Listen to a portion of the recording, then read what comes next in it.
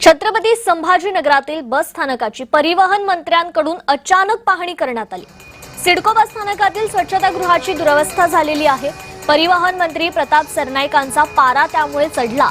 प्रवाशांच्या आरोग्याशी सुरू असलेला खेळ खपवून घेणार नाही असं प्रताप सरनाईकांनी सुनावलेलं आहे। छत्रपती संभाजीनगरमधील सिडको बस स्थानकावर परिवहन मंत्री प्रताप सरनाईकांनी अचानक पाहणी केली। मंत्र्यांचा ताफा थेट बस स्थानकाच्या आवारात धडकताच त्यांनी थेट बस स्थानकातील स्वच्छतागृहाची वाट धरली। भयंकर दुर्गंधी साचलेली घाण आणि पाणी आणि स्वच्छतेचा पूर्णपणे उडालेला बोजवारा पाहून सरनाईक यांच्या रागाचा पारा मात्र चढला। स्वच्छतागृहांची भयानक आणि भीषण अवस्था पाहून मंत्री सरनाईकांनी अधिकाऱ्यांना चांगलंच धारेवर धरलं।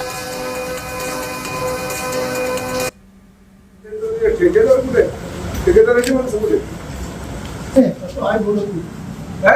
बोलवतो म्हणजे तुम्ही बोलवाल तेव्हा तो येईल इकडे आणि साफसफाई करेल। घाण केवढी आहे तिकडे आतमध्ये बाथरूम मध्ये इकडे आतमध्ये लाईट नाहीये।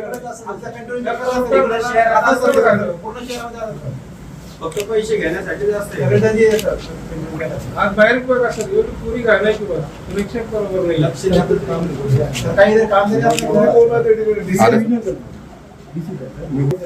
अरे कसला दंड वगैरे करताय तुम्ही? कुठे आहेत त्यांचे माणसं? स्टँडला म्हणजे इकडे कोण पाहिजे? शौचालयामध्ये कुठली माणसं तुम्ही बाहेर ठेवताय? इकडे माणसं नको का? पैसे देतो ना आपण त्यांना, काय फुकट करून देतोय का? मंत्र्यांच्या स्वागताला गुच्छ घेऊन येता तुम्ही, सर्वसामान्य प्रवाशांसाठी काय करताय? जबाबदारी नाही आहे तुमची?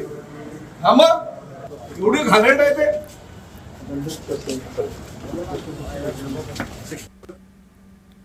या संदर्भात मी माझ्या कर्मचारी आणि अधिकाऱ्यांची कानूनगोळणी केलेली आहे। परत जर अशा पद्धतीची चुकी त्यांच्याकडनं झाली तर माझी त्यांच्यावर कठोर कारवाई करावी लागेल। परंतु आमच्या अधिकाऱ्यांना आणि कर्मचाऱ्यांना फक्त जो ठेकेदार नियुक्त केले त्या ठेकेदाराकडून स्वच्छतागृहाची तपासणी करून योग्य ते स्वच्छता ठेवण्याच्या सूचना केलेल्या असताना जर त्याबद्दल ते दिरंगाई करत असतील किंवा हेगई करत असतील तर त्यांच्यावर निश्चितपणे कारवाई मला करावी लागेल। यानंतर म्हणजे एवढे निधी देऊनही काम करणे त्यामुळे पुन्हा कारवाई होईल। बघू ना आता काय अहवाल तर मागवले।